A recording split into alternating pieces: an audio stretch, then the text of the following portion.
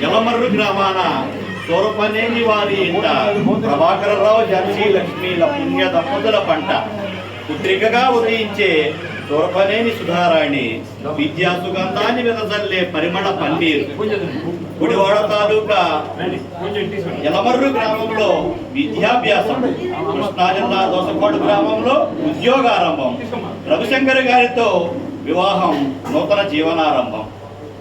ఉపాధ్యాయునిగా విద్యాదాహార్తిగా సుధాగారి జన్మధన్యం. 10వ తరగతి ఫలితాలలో 100% సాధించిన మీరు ఉత్తమ ఉపాధ్యాయునికి నిదర్శనం. విద్యాభివృద్ధికి, విద్యార్థుల అభివృద్ధికి, మీ సేవకు, నిరంతర కృషికి ఇవే మా ఆత్మీయ అభినందనలు.